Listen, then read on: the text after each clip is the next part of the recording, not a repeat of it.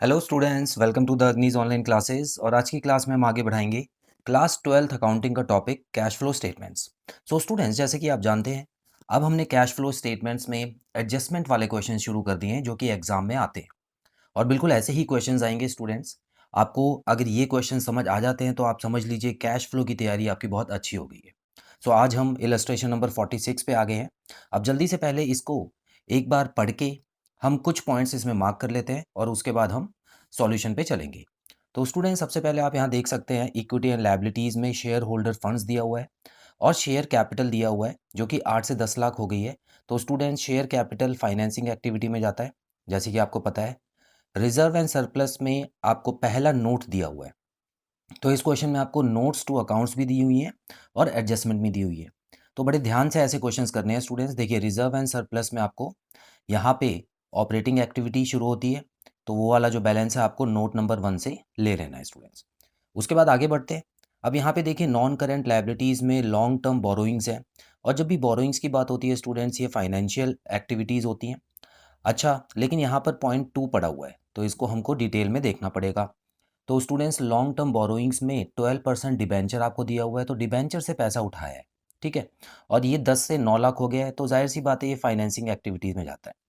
याद रखिएगा, इसका जो इंटरेस्ट दिया हुआ है, ये जो अमाउंट है स्टूडेंट्स, ये 2 जगह जाता है, जो कि मैं बताऊंगा आपको कहाँ कहाँ। ऑपरेटिंग में भी जाएगा और फाइनेंसिंग में भी जाएगा।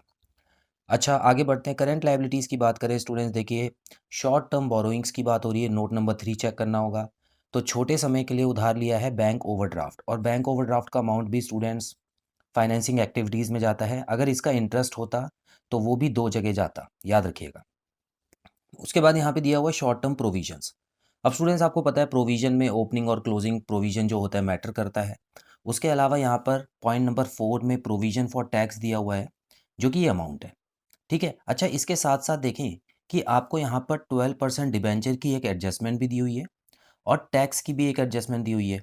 तो स्टूडेंट, जब भी प्रोविजन फॉर टैक्स आपको दिया हो और टैक्स की एक एडजस्टमेंट भी हो जिसमें टैक्स पे या टैक्स प्रोवाइडेड, ये दोनों में से कोई भी एक चीज़ दी होती है, तो उसके लिए अकाउंट बनता है। लेकिन यहाँ देखिए, 12% डिबेंचर का जो पॉइंट था स्टूडेंट्स, उसमें आपको अकाउंट बनाने की ज़रूरत नहीं है। इन्होंने सिंपल ये बताया है कि जो 12% डिबेंचर आपने कम किया है, यहाँ पर कम करने का मतलब है कि आपने लोगों के पैसे लौटाए हैं, रिडीम किए हैं डिबेंचर्स। तो ऐसे में स्टूडेंट्स, ये डेट पता होनी चाहिए, क्योंकि हमको इंटरेस्ट भी देना है ना।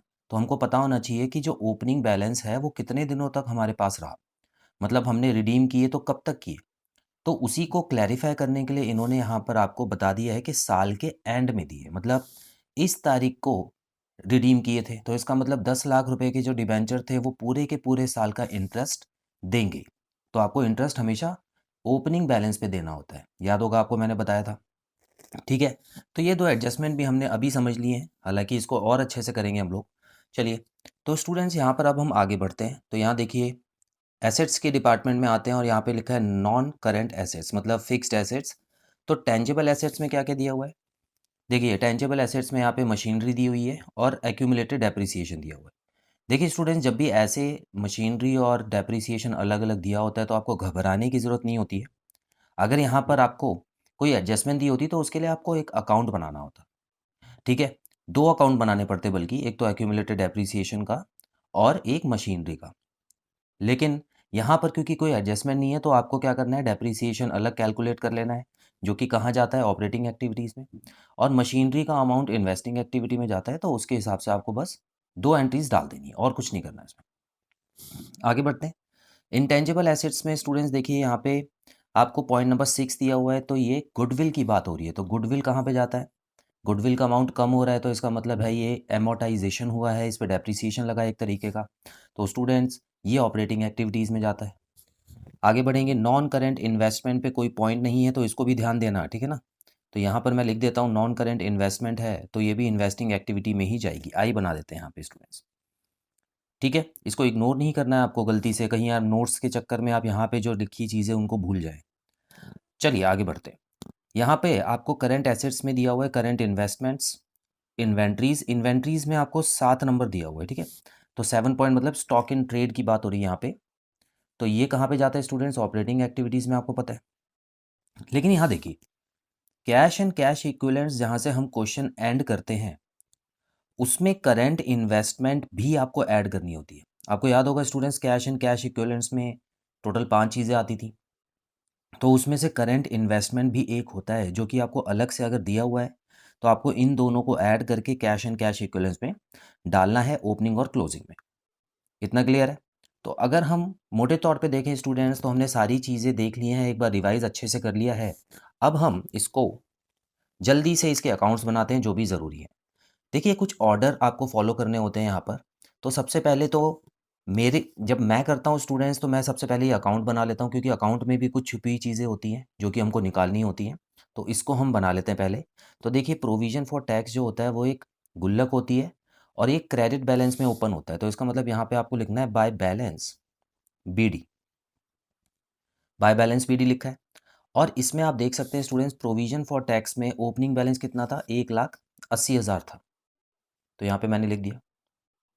अच्छा, उसके अलावा यहाँ पे मैं डालूँगा टू बैलेंस सीडी, क्योंकि दोनों बैलेंस मुझे दिए हुए हैं और यहाँ पे 1,40,000 रुपये दिया हुआ है। तो क्लोजिंग बैलेंस हो गया 1,40,000। इतना क्लियर है आप लोगों को? उसके अलावा यहाँ पर इसी गुल्लक में से इनकम टैक्स पे किया गया है। ठीक है? इनकम टैक्स पेड लिखा है।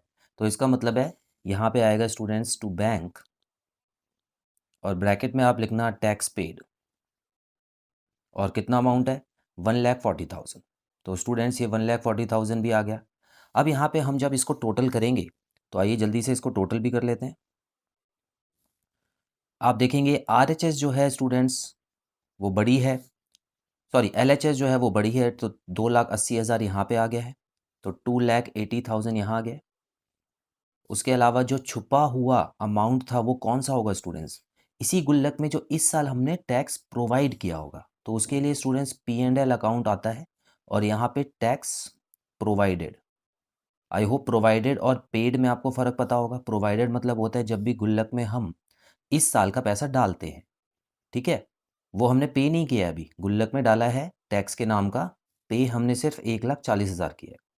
तो ऐसे में स्टूडेंट्स यहाँ पर 1,00,000 रुपए का जो अमाउंट है वो टैक्स प्रोवाइडेड हो गया है। अच्छा, इसमें से भी हम जल्दी से देख लेते हैं कौन सा अमाउंट कहाँ जाता है। तो ओपनिंग और क्लोजिंग बैलेंस तो कहीं नहीं जाएगा। टैक्स पेड जो है ये ऑपरेटिंग एक्टिविटी में जाता है और टैक्स प्रोवाइडेड भी ऑपरेटिंग एक्टिविटी में जाता है। ठीक है, तो दोनों ही ऑपरेटिंग एक्टिविटी में जाएंगे, वो हम देखेंगे कहाँ पे जाते हैं। तो स्टूडेंट्स, कहानी शुरू करते हैं हम क्लोजिंग बैलेंस से ही हमेशा की तरह।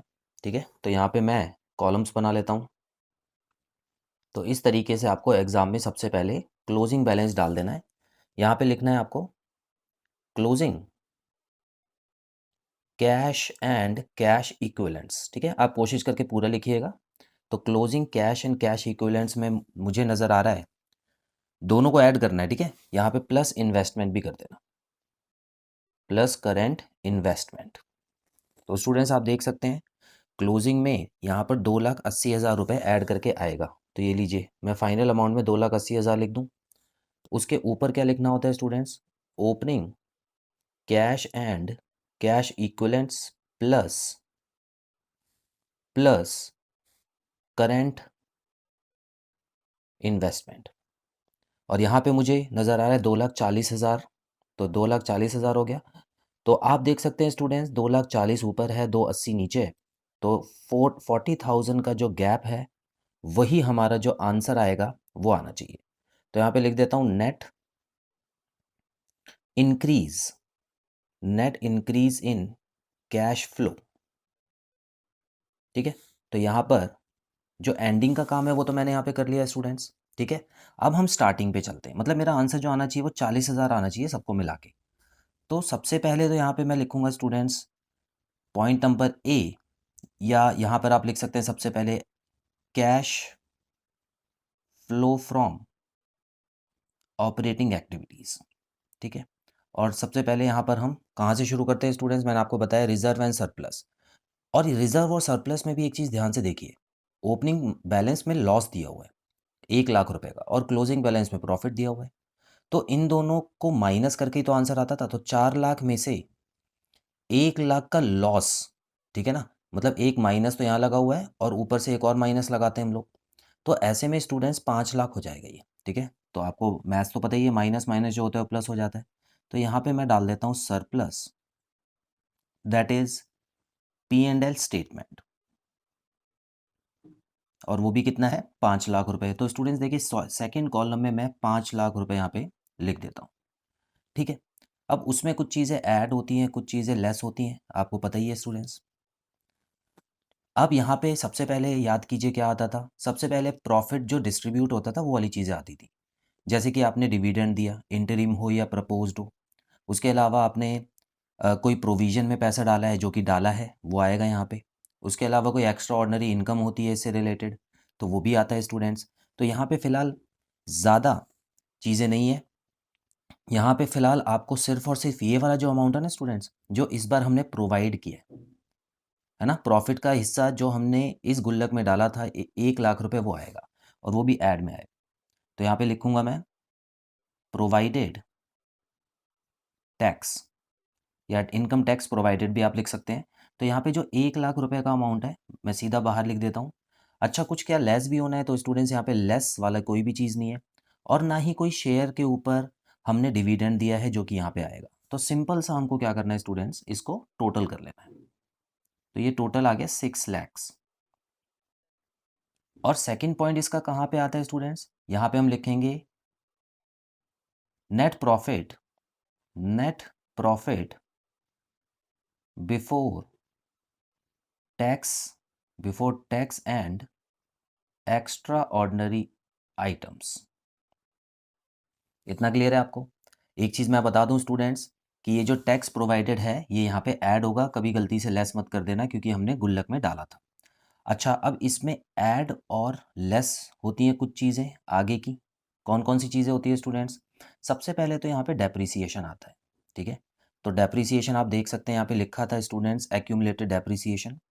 तो इसका जो अमाउंट है वो 1,98,000 मतलब 1,98,000 से बढ़ा है। तो यहाँ पे मैं लिखूँगा 198,000। उसके अलावा देखिए मैं टिक भी लगाता जा रहा हूँ, जो जो हमने कर लिया है, ठीक है। यहाँ पे मैंने टिक लगा दिया है, और उसके अलावा एक्यूमुलेटेड डेप्रिसिएशन पे मैंने टिक लगा दिया है। अच्छा, यहाँ पर भी मैंने एक चीज़ देखी थी कि गुडविल जो है वो कम हो रहा था। तो जैसे कि हमको पता है यहाँ पे एमोर्टाइज्ड गुडविल भी आएगा, और कितने से कम हो रहा था स्टूडेंट्स, 20,000 से कम हो रहा है, तो जो कि ऐड हो जाएगा यहाँ पे, ठीक है। तो गुडविल पे भी टिक लगा दूँ, एक जगह आ गया, इसका इतना ही काम था।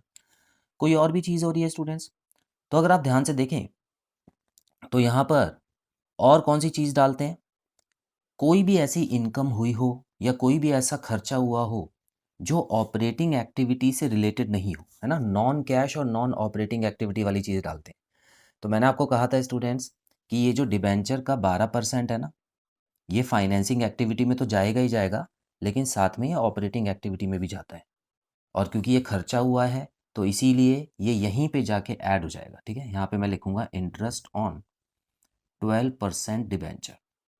तो बड़े ध्यान से देख लीजिए स्टूडेंट्स, क्या क्या प्लस हो रहा है, क्या माइनस हो रहा है। तो यहाँ पे अब 12% किस पे देंगे, 10 लाख पे या 9 लाख पे, 10 लाख पे देना, क्योंकि इस साल के शुरुआत में इतना था, जो कि कितना बन जाएगा 1,20,000 रुपये, ठीक है, 1,20,000 रुपये। अब इसको स्टूडेंट्स यहाँ पर आप टोटल कर सकते हैं, क्योंकि लेस का कोई भी सम नहीं है यहाँ पे, और ये सारे ऐड होने वाले हैं। तो कितना हो गया, 1,40,000 हो गया। चलिए यहाँ पे लिख देता हूँ मैं बाहर, तो यहाँ पे 8 आ गया है। उसके अलावा यहाँ पे 3 आ गया है, 13, और यहाँ पे अगेन 3, तो 3,38,000 यहाँ तक तो आ गया है। इतना क्लियर है। तो बड़े ध्यान से कीजिएगा स्टूडेंट्स। अब यहाँ पे क्या बचा है देख लेते हैं। तो माइनस कर देते हैं, 0, 000 यहाँ पे आ गया, उसके अलावा 2 और 6 और 2, ठीक है। अच्छा, ये ऐड होना था, सॉरी सॉरी, तो स्टूडेंट्स इसको ऐड कीजिएगा, मैंने गलती से लेस कर दिया यहाँ पे। तो ये आपको लिखना है 938,000, ठीक है, 938,000। अच्छा, इतना हो जाने के बाद हम ये कहाँ पहुँच गए, हम पहुँच गए हैं operating profit before working capital changes, before working capital changes, ठीक है। अब हम ऐड और सब्ट्रैक्ट करेंगे, कौन कौन सी चीज़ें करेंगे, यहाँ पे करंट एसेट और करंट लायबिलिटीज़ होंगी। तो स्टूडेंट्स याद रखिएगा, बैंक ओवरड्राफ्ट को आप करंट एसेट में मत लिखना, ये फाइनेंसिंग एक्टिविटीज़ में आता है, ठीक है। चलिए अब हम यहाँ पे ढूंढते हैं करंट एसेट्स में क्या क्या दिया हुआ है। चलिए करंट लायबिलिटीज़ में देख लेते हैं। बोरोइंग्स में तो बैंक ओवरड्राफ्ट ही था, तो इसको तो हमने समझ लो कर लिया। शॉर्ट टर्म प्रोविज़न, प्रोविज़न का भी इसमें इंक्लूड नहीं होता है, जो कि हमने यहाँ पे कर दिया था। यहाँ पे हम देखते हैं स्टूडेंट्स, देखिए करंट इन्वेस्टमेंट जो है वो ऑलरेडी इंक्लूडेड है, इन्वेंट्रीज आ जाती हैं सिर्फ। तो इन्वेंट्रीज में स्टॉक दिया हुआ है और उसकी कीमत भी क्या हो रही है, बढ़ रही है ना, बढ़ रही है ना स्टूडेंट्स। तो यहाँ पे इसका मतलब लेस होगा। तो यहाँ पे मैं लिख देता हूँ स्टॉक इन ट्रेड डिक्रीज। ठीक है, डिक्रीज के लिए मैंने एरो लगा दिया डाउनवर्ड्स की शेप में। अब यहाँ पे कितने का फ़र्क आ रहा है, ये आ रहा है 1,24,000। ठीक है, 1,24,000 रुपये का फ़र्क आ रहा है। तो ये यहाँ पे मैं नेगेटिव में लिख देता हूँ। इतना क्लियर है स्टूडेंट्स। तो यहाँ पे मैंने लिख दिया है 1,24,000, जो कि 9,38,000 में से माइनस करेंगे। अच्छा ठीक है, तो इसके अलावा और कुछ दिया हुआ है, करंट एसेट्स और करंट लायबिलिटी सारी मैंने चेक कर ली है, इसके अलावा और भी कुछ नहीं दिया हुआ है। तो चलिए यहाँ पे टिक लगा दिया मैंने, यहाँ पे भी टिक लगा दिया। करंट इन्वेस्टमेंट्स और कैश एंड कैश इक्विवेलेंट्स पे भी टिक लगा सकते हैं हम लोग। ठीक है, और किस पे टिक लगेगा स्टूडेंट्स, देखिए इनटेंजिबल एसेट्स वाले पार्ट पे लगा दूँ, क्योंकि यहाँ पर तो गुडविल ही था।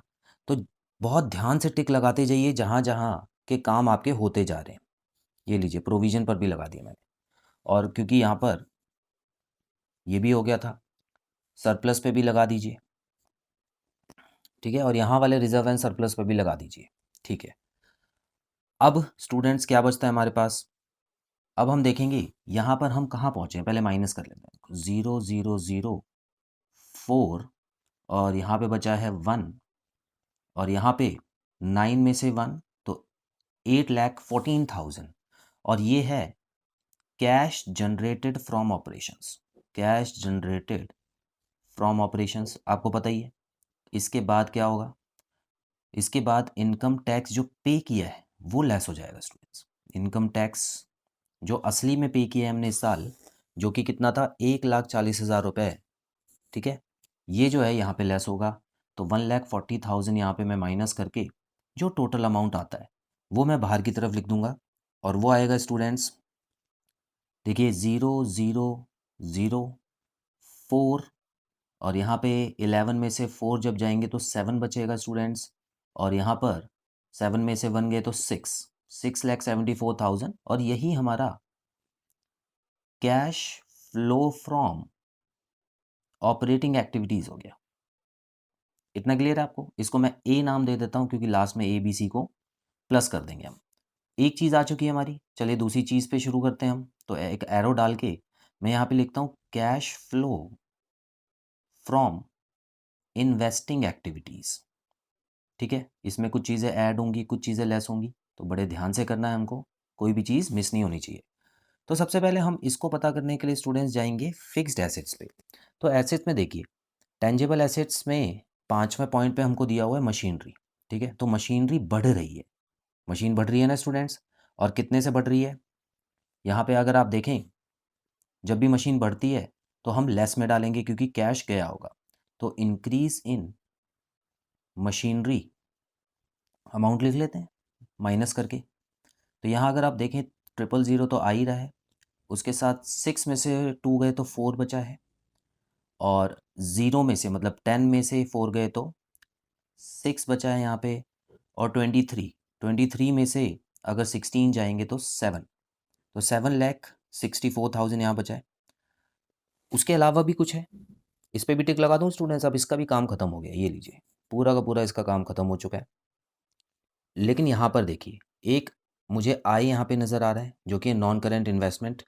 तो एक ऐसी इन्वेस्टमेंट थी जो 1,50,000 थी, 2,00,000 हो गई है, तो ये भी बढ़ी है। तो जब भी इन्वेस्टमेंट बढ़ती है तो इसका मतलब है वो भी लेस होगा, इंक्रीज इन इन्वेस्टमेंट। तो 50,000 मैं यहाँ पर भी लिख देता हूँ। कुछ ऐड भी हो रहा है, क्या हमने कोई ऐसी चीज़ खरीदी है फिक्स्ड एसेट्स, तो यहाँ पे मुझे स्टूडेंट्स कोई भी फिक्स्ड एसेट्स नज़र नहीं आ रही है, तो मैं फ़िलहाल यहाँ पर टिक नहीं लगाऊंगा कोई भी, और ना ही कुछ लिखूंगा वहाँ पे। ठीक है, तो फिलहाल मैं इसका टोटल करके जो अमाउंट है वो सीधा बाहर लिख देता हूँ, क्योंकि इसमें कुछ और प्लस माइनस होगा नहीं है। तो ये हो गया स्टूडेंट्स 8,14,000, और इसको मैं बी पॉइंट देके cash used in investing activities, कितना क्लियर है स्टूडेंट्स? चलिए अब मैं एक एरो डाल के यहाँ पे लिख देता हूँ अगली heading, cash flow from financing activities. इसमें कुछ चीज़ें ऐड होंगी, कुछ चीज़ें लेस होंगी। बड़े ध्यान से करना, फाइनेंसिंग का काफ़ी कुछ बचा हुआ है। तो स्टूडेंट्स सबसे पहले तो हम शेयर कैपिटल से शुरू करते हैं। देखिए 8 लाख से 10 लाख हो गई ना, तो इसका मतलब हमारे पास कैश आया होगा। तो proceeds proceeds from equity share capital कितना, 2 लाख लिख दूं और वो भी ऐड होगा, पॉजिटिव में आएगा। ठीक है, चलिए इस पे भी टिक लगा लेते हैं जल्दी से। लॉन्ग टर्म बोरोइंग्स में एक बार चलते हैं दोबारा से। हाँ, यहाँ पर आप देख सकते हैं डिबेंचर्स, ठीक है। डिबेंचर में 1 लाख रुपए तो कम हुआ है, तो उसके लिए तो मैं लेस कर दूंगा यहाँ पे। तो यहाँ पे क्या लिखूंगा स्टूडेंट्स, रिडेम्पशन ऑफ डिबेंचर। तो 1 लाख रुपए तो मेरे पास से चला गया। अच्छा, क्या इसका इंटरेस्ट जो 12% मैंने ऊपर लिखा था स्टूडेंट्स, वो यहाँ पर भी आएगा? बिल्कुल आएगा, ठीक है। तो जो 12% का था, मैंने हमेशा बताया आपको 2 जगह जाएगा। तो यहाँ पे मैं लिखूंगा इंटरेस्ट ऑन 12% डिबेंचर्स। तो 1,20,000 रुपये और चला गया, ठीक है। ये वाला जो था ना 1,20,000, तो ये यहाँ पर भी जाएगा। चलिए, तो यहाँ पर भी इसमें भी टिक लगा देते हैं। ये भी हमारा पूरा का पूरा खत्म हो चुका है डिबेंचर वाला पॉइंट, ठीक है। तो यहाँ पर मैं देख पा रहा हूँ स्टूडेंट्स, एक जगह और रहेगी, यहाँ पे आप देख सकते हैं बैंक ओवरड्राफ्ट जो था वो बढ़ा है 2 लाख रुपए से, तो वो मुझे लिखना पड़ेगा यहाँ पे। तो बैंक ओवरड्राफ्ट जब भी बढ़ेगा, इंक्रीज इन बैंक ओवरड्राफ्ट, तो 2 लाख रुपए इंक्रीज यहाँ पे कीजिएगा। अच्छा, अगर इसका भी इंटरेस्ट दिया होता तो स्टूडेंट्स वो वाला इंटरेस्ट भी यहाँ पे आता और ऊपर आता, 2 जगह आता इंटरेस्ट, ठीक है ना। अच्छा, अगर किसी इक्विटी शेयर कैपिटल का इंटरेस्ट दिया होता है, जैसे प्रेफरेंस शेयर कैपिटल का इंटरेस्ट देते हैं, तो कहाँ कहाँ आता है? एक तो यहाँ आता और एक यहाँ आता, यहाँ पर, ठीक है ना। जब टैक्स प्रोवाइडेड वाला था ना, तो उसमें मैंने आपको बताया था डिविडेंड वगैरह जो भी देते हैं वो यहाँ पे आता है। तो आप देख सकते हैं जितनी भी एडजस्टमेंट्स वगैरह होती हैं, जितना भी इंटरेस्ट होता है, वो ज़्यादातर 2 जगह जाते ही जाता है। इतना क्लियर है? चलिए इस पे भी टिक लगा देता हूँ। अब पूरा एक बार अच्छे से देखना स्टूडेंट्स, ठीक है। भले ही थोड़ा टाइम लगेगा, लेकिन आपको अच्छे से क्लियर करना है कि कोई पॉइंट आपका छूट तो नहीं गया कहीं। ये भी हमने कर लिया है, यहाँ पर भी एक लगा लेते हैं टिक, ठीक है। तो यहाँ पर मैं देख पा रहा हूँ स्टूडेंट्स, सारे पॉइंट्स हमने क्लियर कर लिए हैं। ये वाला 2 बैलेंस भी जा चुके हैं ऑपरेटिंग एक्टिविटीज़ में। अब ज़रा टोटल करके एक बार देख लें क्या हमारा आंसर सही आ रहा है। तो देखिए 2 लाख और 2 लाख, 4 लाख तो यहाँ पे टोटल था, जिसमें से 2,20,000 गया। तो यहाँ पे मैं सीधा लिख रहा हूँ, पॉजिटिव बैलेंस में बचा है मेरा 1,80,000। और ये क्या है? ये सी पार्ट है, cash flow from financing activities, ठीक है। अब एक बार ज़रा टोटल कर लेते हैं स्टूडेंट्स। आप देख सकते हैं यहाँ पे 6,74,000 है और यहाँ पे 1,80,000 है, ठीक है। चलिए रफली इसको एक बार ज़रा कैलकुलेट कर लेते हैं। कहाँ पे करें? यहाँ पे कर लेते हैं। तो 674,000 तो ये था, उसके बाद 1,80,000 यहाँ पे आया है। इसको जब हम जोड़ लेंगे स्टूडेंट्स, तो यहाँ पे आ रहा है 854, और 854 में से मुझे क्या माइनस करना है? 814। तो जाहिर सी बात है 40,000 जो है मेरा आंसर आ रहा है, और यही मुझे चाहिए था, क्योंकि net increase in cash flow 40,000 ही था। तो स्टूडेंट्स यहाँ पे मुझे पता लगता है कि मेरा आंसर भी करेक्ट है बिल्कुल, ठीक है। तो बड़े ध्यान से देख लेना स्टूडेंट्स, वीडियो को अगर आप 2 या 3 बार देखना चाहें तो आप रिपीट करके देखिएगा, कोई भी पॉइंट मिस नहीं होना चाहिए। और इस क्वेश्चन को अगर आप बार बार सॉल्व करते हैं, तो ऐसे क्वेश्चंस की अच्छी प्रैक्टिस आपको हो जाएगी। तो स्टूडेंट्स आज की क्लास में इतना ही, बहुत जल्द मिलते हैं अगली क्लास में नए क्वेश्चन के साथ। Till then bye bye.